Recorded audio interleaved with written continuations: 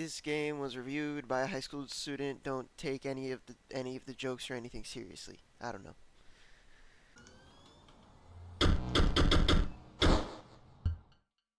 So, Inscryption is a game indeed. Anyways, so Inscryption was made by an indie developer team known as Daniel Mullins Games on October 19th, 2021. So it's like decently new in like the whole indie game category.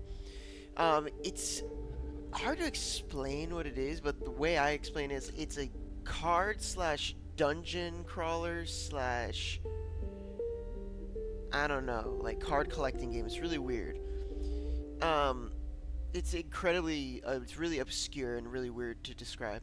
Basically, go through like this semi-linear path, going against creatures that you must defeat to reach the end of like this game that you have set up from like this person. They call themselves like the game master. Won't spoil the name because that's game. There are a total of 3 acts to the games. I'm only going to be talking about Act 1 because for you to reach Act 2, it's like major spoilers, and that's not what this video is about. This is about the mechanics and crap like that. Yeah, you get the idea. All I'm going to say, though, for you to progress the game, you do need to use... I'm just going to say the knife is key. In a battle, you must sway the balance to the game master side of the table to win the game. You must win by collecting 5 teeth. Yes, it is actually teeth. And the teeth gained is based on the damage a card deals to the master directly, or the opponent, I guess you could say. You can use items when it's your turn, and to deal certain cards, you have to sacrifice another most of the time. In most cases. Fortunately, you have the choice of choosing a entirely free card, which is a squirrel card, and you could just place it down to use it as a sacrifice, or as cannon fodder. You can draw 1 card each turn. Turn ends once you ring the bell, and then it's back and forth. The bosses for the Act 1 are as followed. The Miner, who in the first act has a packed mule that can give you a large amount of cards for you to use for that run, and in his second phase can turn all of your cards into gold, which can be very annoying because you cannot sacrifice the gold for your own use. The Angler is the second boss, and he's able to steal one of your cards from you. In his second phase, he even drops bait in front of all of your cards, and if you destroy that bait, a massively powerful shark will spawn, dealing a lot of damage and has a decent amount of health. And in the third act, for the first phase, you fight the Trapper, who uses specialized animals that he has created that drop bear traps when they die, turning your cards into pelts, meaning you cannot use them anymore. Second phase for the trader, which you can trade in those pelts that you've gotten throughout the game to trade in for massively powerful cards for that final battle with him. No, I will not spoil the final boss of Act 1. All I will say, it is very tense when you reach it for the first time.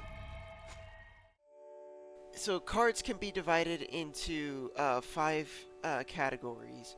Are reptiles, insects, avian, canine, and hooved, where squirrels are just there. They don't really belong, they're just miscellaneous.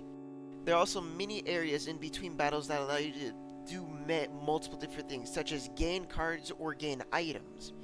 Some of these areas include a cave that can test your abilities, rewarding special cards if passed. A campfire with hungry survivors, allowing you to warm your cards, boosting their power, while also risking the hungry survivors. Or the wood carver, where she can give you pieces of totems to dramatically boost a tribe of cards in a battle. So, main reason why I picked this as a spooky game. This really isn't supposed to be a spooky game, per se, but it's more it has a very tense environment throughout most of the acts. So, overall opinion of the game. It is, very repetitive, however, it changes enough to be very engaging, I feel. There's lots of secrets cleverly hidden throughout the thing that can, like, boost you to finish that run faster or to help you out for that game. Incredibly good story, It's a semi like VHS-esque like horror, I guess you could say. Hopefully I might put a clip up or like an image of whatever. Once you get the game down after your first few runs, it is very it's very simple. You can like go fast. At the first game, you're like, what is this card do? Like, and then the next game, you're like speed running through the whole thing like your dream or something. I don't freaking know. Main downsides is that if you don't know what you're doing, it can be very difficult if you don't know like to do certain setups. Overall, I give this an 8.5 out of 10. Yeah, I guess we'll see this. Yeah, I'll see you guys on the next video. I wonder what it'll be.